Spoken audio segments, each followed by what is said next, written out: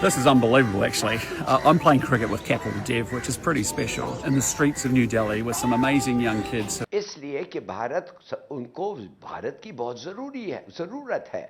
New Zealand के प्रधानमंत्री Christopher Luxon Bharat में क्रिकेट खेलते हुए नजर आए हैं। वो देख रहे हैं कि आपके अंदरूनी हालात कैसे हैं और किस मुल्क आपके हमसाये हैं। अगर अंदरूनी हालात ऐसे हैं जैसे इस वक्त हमारे हैं, जिधर टेररिज्म हर रोज एक नहीं 2-3 इंसिडेंट्स हो रहे हैं। इन्होंने आके न्यूजीलैंड के प्राइम मिनिस्टर आए हैं। एक तो जारी बात है रेजीना डायलॉग, आपको पता है एक बड़ा प्रीमियर डायलॉग है इंडिया का, इसमें खिताब करना। सहलाली साहब, पाकिस्तान पर अगर सफरी पाबंदी आयद होती है अमेरिका की जानिब से, 17 दिनों में 52 ब्लास्ट सर थोड़े हैं, कितना जानी और माली नुकसान हो रहा है, वो भी माह रमजान के मुबारक महीने में। आज पाकिस्तान के अंदर वो हुआ है जो दहशतगर्द चाहते थे। खबर निकलकर सामने आई है कि पिछले एक हफ्ते में पाकिस्तान के कई आर्मी ऑफिसर्स ने रिजाइन कर दिया है। पाकिस्तान को ऑरेंज कैटेगरी में डालने की बात की गई है। चले हम जिस भी लिस्ट में होते हैं, एक सवाल ही उठाया जा रहा है जब से कल से खबर आई है कि शायद ये हमारी सिफारती सतह पर नाकामी है। न्यूजीलैंड के प्राइम मिनिस्टर ने एक जोक क्रैक किया कि उन्होंने कहा जी कि शुक्र है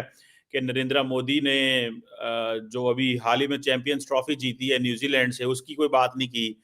और भारत के साथ उनको भारत वो क्या कहते हैं, मैं आपको क्या बताऊं, उनका एक मिलिट्री स्ट्रेटेजिक पार्टनर है। उसके साथ 4 आइज डिफेंस, वो 5 आइज डिफेंस एग्रीमेंट है।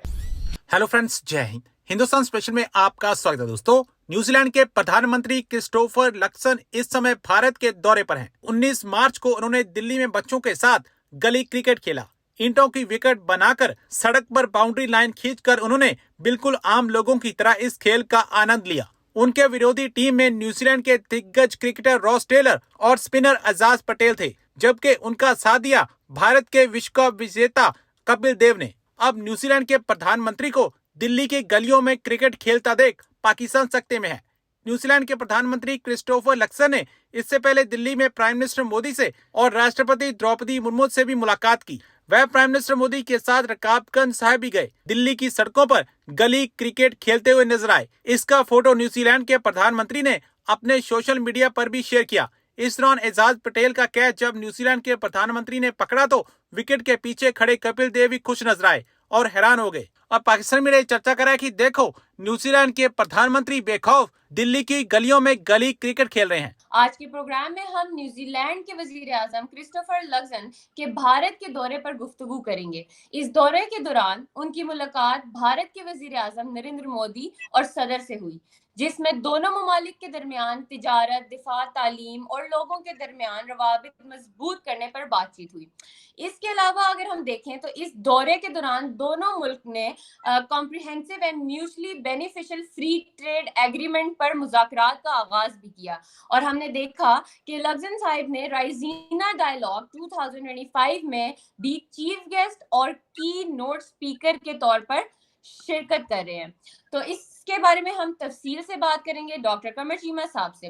तो जी डॉक्टर साहब, आपने देखा कि न्यूजीलैंड के जो वजीर आजम हैं वो भारत आए हुए हैं और दोनों ने काफ़ी चीज़ों पर बातचीत की। तो भारत और न्यूजीलैंड के दरमियान जो तिजारती और दिफाई रवाबित के फ़रोग का आप क्या देखते हैं, पाकिस्तान पर या साउथ एशिया की सियासत पर क्या असर होगा, और इनका आना और मतलब किस वजह से आए हैं, क्या क्या उनके जो वो बात करेंगे, जो वो ट्रेड साइन कर रहे हैं, सारी चीज़ों के बारे में क्या आप हमें बता सकते हैं? जी बहुत शुक्रिया। देखिए, सबसे पहले तो वो एक बड़ा उन्होंने न्यूजीलैंड के प्राइम मिनिस्टर ने एक जोक क्रैक किया कि उन्होंने कहा जी कि शुक्र है कि नरेंद्र मोदी ने जो अभी हाल ही में चैंपियंस ट्रॉफी जीती है न्यूजीलैंड से, उसकी कोई बात नहीं की। और न्यूजीलैंड जो है वो टेस्ट सीरीज जीतता रहा इंडिया में, मैंने उसकी बात नहीं की, वरना कोई डिप्लोमेटिक डिबैकल जो है वो हो जाता, तो उस पर सारे लोग बड़े हंस रहे थे। So that's how prime ministers even talk some time, lighter moments create करने के लिए। लेकिन इंपॉर्टेंट डिस्कशन ये है कि जो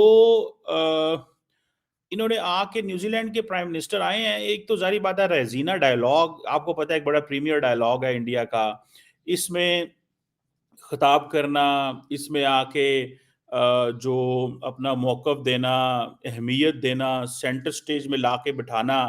सो इसके बहुत सारे मीनिंग हैं। मैं आपको बात बताऊं, ये पहली बात तो ये है कि it's a message to Australia as well. इसको अगर देखें कि इंडिया कह रहा है कि हमारे पास और भी चॉइसेस हैं ऑस्ट्रेलियन कॉन्टिनेंट के अंदर, आप अकेले नहीं हैं। दूसरी एक बड़ी इंपॉर्टेंट डेवलपमेंट है कि न्यूजीलैंड ने कहा है कि हम भारत को न्यूक्लियर सप्लायर ग्रुप में चाहते हैं, और इसकी इंपॉर्टेंस के हवाले से बात की कि ये जो global nuclear disarmament and non proliferation regime है, इसकी भी अहमियत दी और कहा कि एनपीटी की अहमियत है, लेकिन इंडिया को वो चाहते हैं इस पूरे के पूरे सीन के अंदर। सो एनएसजी न्यूक्लियर सप्लाई ग्रुप में भारत का आना एक बड़ी इंपॉर्टेंट डेवलपमेंट है। लेकिन असल में तो ये आए हैं कि निगोशिएशन शुरू हुई हैं New Zealand India free trade agreement के हवाले से, और दूसरा मोबिलिटी ऑफ प्रोफेशनल्स के हवाले से, स्किल्ड वर्कर। जारी बात है सारी दुनिया कह रही है इंडिया से स्किल्ड वर्कर आकर ले लो। देखिए इंडिया ने, आपको पता है, दुआ अपना एक सारे का सारा एक ऑरा इस तरह का डेवलप किया है कि फ्रांस भी मोबिलिटी ऑफ प्रोफेशनल्स पे काम करना चाहता है, अमेरिका भी काम करना चाहता है, बरतानिया भी काम करना चाहता है। इंडिया के अंदर वो कह रहे हैं जी कि ब्रेन ड्रेन हो जाएगा, लेकिन इंडिया को कोई परवाह नहीं है, क्योंकि इंडिया को पता है कि ये सारे के सारे लोग जो जाएंगे इमीडिएटली, इनको जाते ही तो रेजिडेंस या इनको वहां पे नहीं मिल जाएगी, तो कम से कम ये एक जनरेशन का प्रोसेस होता है। सो आज लोग जो बाहर यूरोपियन वेस्टर्न मुल्कों में जाएंगे, वहां पे जाके वो सारे के सारे जो रहेंगे, उससे मैं आपको बात बताऊं क्या होगा, उससे वो समझते हैं कि ये पैसे डॉलर इंडिया में आएंगे, सो बेहतर ही होगा। इसी तरह इंडिया न्यूजीलैंड ने ज्वाइन किया इंडो पैसिफिक ओशियंस इनिशिएटिव। 17 दिनों में 52 ब्लास्ट सर थोड़े हैं, कितना जानी और माली नुकसान हो रहा है, वो भी माह रमजान के मुबारक महीने में। कोई मुसलमान ऐसी हरकत कैसे कर सकता है, जबकि आपको पता है कि इस महीने में बड़ी बड़ी जंगें रोक दी जाती हैं, बंद कर दी जाती हैं। नहीं देखिए, जो कर रहे हैं पहली बात ये कि वो मुसलमान नहीं है।